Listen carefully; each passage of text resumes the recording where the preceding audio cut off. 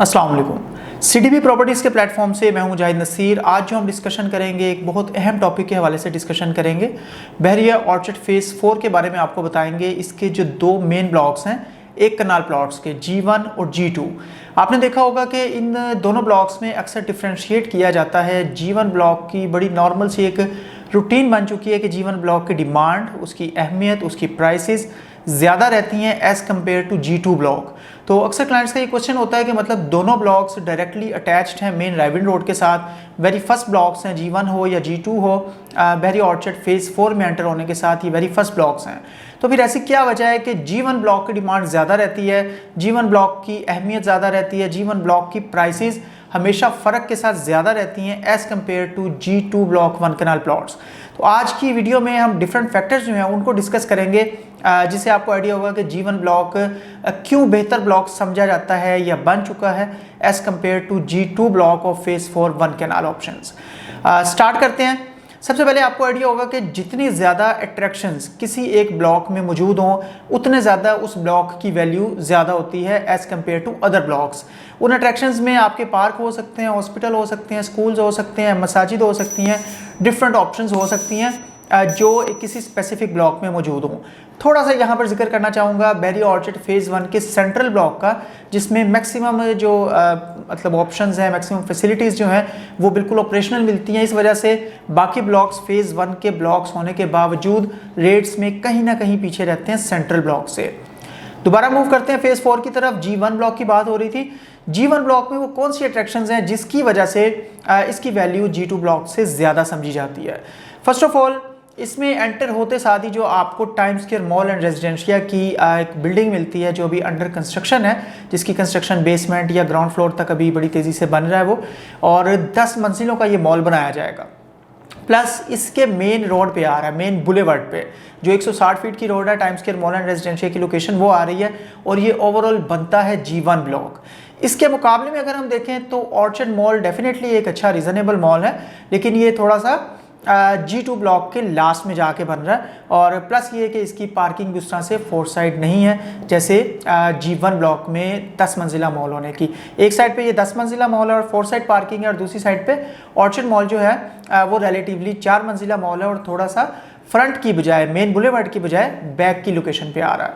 और लेकिन स्टिल वो इजीली अप्रोचेबल है, राइविन रोड से इजीली उसको अप्रोच किया जा सकता है।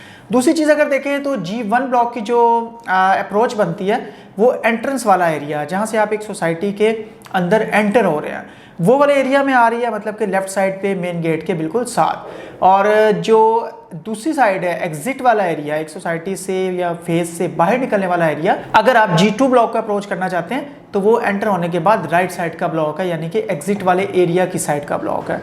इसके अलावा अगर आप देखें तो G1 ब्लॉक जो है उसमें प्लॉट कटिंग्स की अगर हम बात करें तो तकरीबन 350 के करीब 357-60 समथिंग जो है प्लॉट्स आपको मिलते हैं, नंबर ऑफ प्लॉट्स। यही बात प्लॉट्स के हवाले से अगर हम G2 ब्लॉक की करें तो तकरीबन 150 प्लस माइनस जो है एक कनाल के प्लॉट्स आपको नंबर ऑफ प्लॉट्स जो है वो मिलते हैं G2 ब्लॉक में। मतलब relatively as compare to G1 block थोड़ा सा कंजेस्टेड या थोड़ा सा छोटा ब्लॉक है G2 ब्लॉक।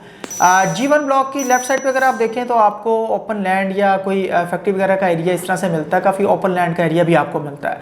G2 ब्लॉक की बाउंड्री के जहाँ पे खासतौर पे 5 मरला की कटिंग आ रही है, आप उस तरफ देखें बाउंड्री की तरफ, तो वहाँ पे आपको पक्के गाँव का एरिया या ऑलरेडी इस तरह का एरिया जो एक्सटेंडेबल नहीं है, जिसमें बहुत ज़्यादा एक्सटेंशन आने के फ्यूचर में चांसेस नहीं है, वो मिलता है। मीन्स के पहले ही एक कंजेस्टेड ब्लॉक और उसके साथ साथ फ्यूचर में भी एक्सटेंशन के कोई ब्राइट चांसेस नहीं हैं। तो ये भी एक रीज़न है कि G1 ब्लॉक के रेट्स रिलेटिवली आपको ज़्यादा मिलते हैं। अट्रैक्शंस की बात हो रही थी, अगर हम G1 ब्लॉक की बात करें तो सबसे ज़्यादा जो इसके रेट बढ़ते रहने की या एक क्लियर डिफरेंस रहने की वजह बनी रही, that was rose garden. Rose garden जो है वो एक बहुत बड़े एरिया पे दिया गया था, तकरीबन 105 कनाल के करीब एरिया था, और मतलब मैप की हद तक वो डेफिनेटली मौजूद था, और उस वजह से भी एक रुख बन गया और एक प्राइसेस जो हैं उनमें इंक्रीज ज़्यादा रहा G1 ब्लॉक में। और G2 ब्लॉक की बात करें तो G2 ब्लॉक में एज़ कम्पेयर टू दैट कोई भी पार्क ना शुरू में था ना इस वक्त अभी मौजूद है। लेकिन G1 ब्लॉक में रोज़ गार्डन पहले तो मौजूद था मैप की हद तक, और बाद में उसको ख़त्म करके अब जो पार्क्स दिए गए हैं जो सेमी डेवलप्ड हैं, जिनकी डेवलपमेंट अभी चल रही है, 32 कैनाल्स और तकरीबन 34 कैनाल्स के पार्क्स दिए गए हैं जिनके दरमियान में 5 वाला प्लॉट्स की कटिंग भी G1 ब्लॉक में दी गई है।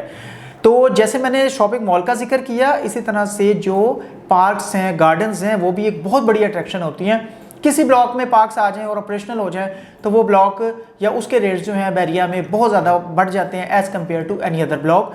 थोड़ी सी यहाँ पे example Bahria orchard phase 4 G4 block की कोट कर लेते हैं, जिसका पार्क आपके सामने रेडी है, ऑपरेशनल है, और उसके सामने पार्क के जो प्लॉट्स के रेट्स हैं वो आपके सामने है कि सबसे ज़्यादा हाई रहते हैं किसी भी बैरिया ऑर्चर्ड फेज 4 के 10 मरला प्लॉट्स की निस्बत ये वाले जो प्लॉट्स हैं जो पार्क के सामने आ रहे होते हैं।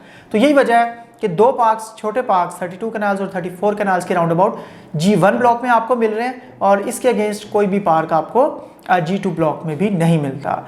एक और रीज़न डिस्कस करेंगे कि अट्रैक्शंस की बात हो रही थी, तो अट्रैक्शंस में पूरे बैरिया ऑर्चर्ड फेज़ 4 में एक ही मस्जिद है जो कि ऑपरेशनल है, जो रेडी है, जो पूरी तरह से मतलब जिसमें नमाज वगैरह का एहतमाम किया जाता है, that is in G1 block. वो भी आपको G1 ब्लॉक में मिलती है, और G2 ब्लॉक में भी इस तरह की कोई अट्रैक्शन नहीं है। नो डाउट G2 ब्लॉक के रिहायशियों के लिए, वहाँ के प्लॉट होल्डर्स के लिए, वहाँ के जिन्होंने घर बनाए हुए हैं, वो इजीली अप्रोच कर सकते हैं, सभी अट्रैक्शंस को अप्रोच कर सकते हैं G1 की। सिर्फ एक रोड ही तो क्रॉस करनी है उन्होंने, लेकिन उसके बावजूद जो प्रॉपर्टी है उसके रेट्स उसमें इंक्रीज, उसकी प्राइसेस इस वजह से बहुत ज़्यादा मूव करती हैं, मूव अप, कि वो स्पेसिफिक अट्रैक्शन जिसकी बात हो रही है वो उस ब्लॉक में मौजूद है या ब्लॉक से दूर मौजूद है या ब्लॉक से कितना ज़्यादा अवे है। तो इस वजह से आप कह सकते हैं कि G1 ब्लॉक में आपको रेट्स ज़्यादा मिलते हैं as compare to G2 block of Bahria orchard phase 4। Price range की अगर बात करें तो G2 ब्लॉक में आपको तकरीबन 1 करोड़ 10 लाख से लेके 1 करोड़ 45, 150 के इन बिटवीन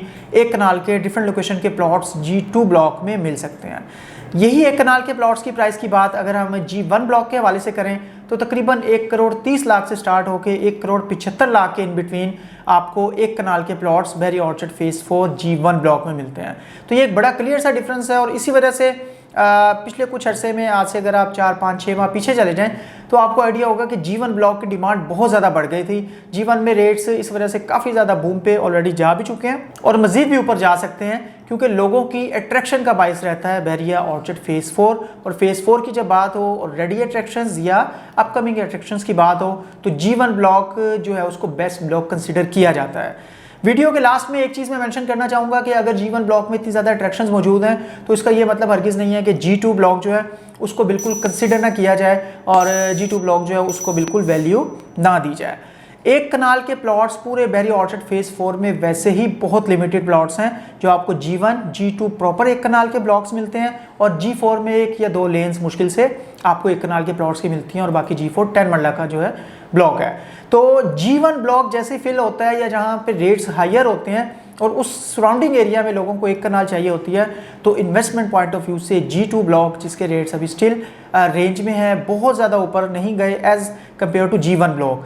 तो जब G1 एक बार फिल हो जाएगा, इसके रेट्स ऊपर जाना शुरू हो जाएंगे, रीसेल में कोई ऑप्शन अवेलेबल नहीं होगी, लोग अपनी कंस्ट्रक्शन के लिए या लॉन्ग टर्म होल्डिंग के लिए यहाँ पे बाइंग करेंगे, तो डेफिनेटली G1 ब्लॉक में जब लोगों को ऑप्शन नहीं मिलेगी तो वो G2 का रुख करेंगे। और G2 में जिन लोगों ने स्पेसिफिकली टाइमली कोई अच्छी ऑप्शन रीज़नेबल प्राइस में बाय की होगी, उस पर बेहतर प्रॉफिट आने और उसको बेहतर प्रॉफिट पे सेल आउट करने के लिए उनके पास डेफिनेटली रूम रहेगा। इसके अलावा आप आज के एनालिसिस से कितना एग्री करते हैं, कितना डिसएग्री करते हैं, और G1 और G2 ब्लॉक या बैरिया ऑर्चर्ड के किसी फेज़ में किसी प्लॉट के हवाले से आपको बाइंग, सेलिंग या होल्डिंग के पॉइंट ऑफ व्यू से कोई ओपिनियन रिक्वायर्ड हो तो आप मेरे दिए हुए नंबर पे मुझे रब्ता कर सकते हैं। इसके अलावा हमारी वेबसाइट है www.cdbrealestate.com। आपको updated information at any time इस वेबसाइट पर भी अवेलेबल होगी। मजीद अच्छी वीडियोस और अपडेट्स के साथ आपकी खिदमत में हाजिर होंगे। कमेंट सेक्शन में अपना फीडबैक ज़रूर दिया करें। उम्मीद है आज की वीडियो आपको पसंद आई होगी। आपके टाइम का बहुत शुक्रिया। Thank you very much. अल्लाह हाफिज़।